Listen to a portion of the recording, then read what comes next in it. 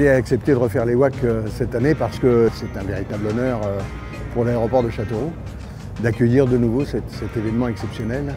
Je crois que tout le monde a été très surpris en 2015. On savait, nous, que la population ici, dans l'Indre, allait répondre favorablement et viendrait nombreuse. Pour autant, 110 000 spectateurs sur l'ensemble de la période, c'était quelque chose qu'on n'aurait jamais osé rêver. Incontestablement, l'aéroclub a explosé, si j'ose dire, après les WAC 2015.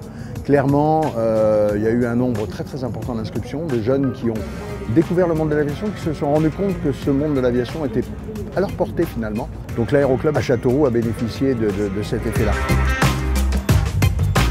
L'installation est tout à fait exceptionnelle. Elle a très peu d'équivalents en France et même en Europe.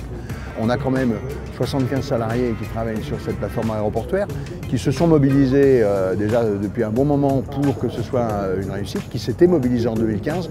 Et le fait que les pilotes et la Fédération internationale aient souhaité que ce soit de nouveau à Châteauroux, pour l'ensemble de mon équipe, c'est quelque chose d'extrêmement gratifiant. Clairement, le public répond présent. À la cérémonie d'ouverture sur la place de la République à Châteauroux, avec 12 000 personnes présentes, on sentait que le public était content que ça se repasse de nouveau à Châteauroux. Aujourd'hui, à mi-parcours, on a déjà explosé les scores. Par rapport à 2015, c'était inespéré.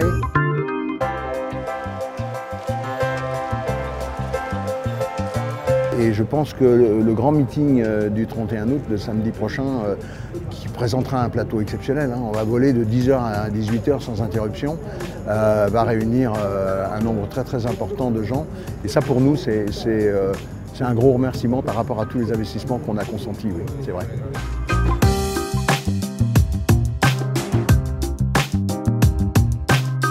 Si effectivement le titre par équipe est probablement promis à la France, les choses n'en sont pas de même avec le titre individuel. La compétition est beaucoup plus disputée, ce qui la rend très intéressante.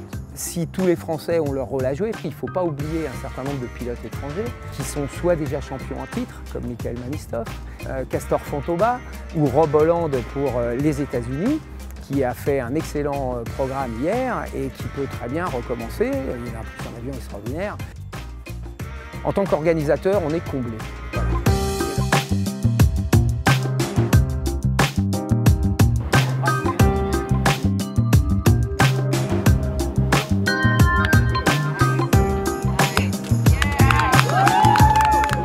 Il a exactement suivi ce qu'on avait décidé au sol. Il n'a pas fait d'erreur. Je ne sais pas s'il va gagner ce programme parce qu'il y a d'autres gros pilotes, mais ça va se tenir à très peu. Il doit être fatigué là.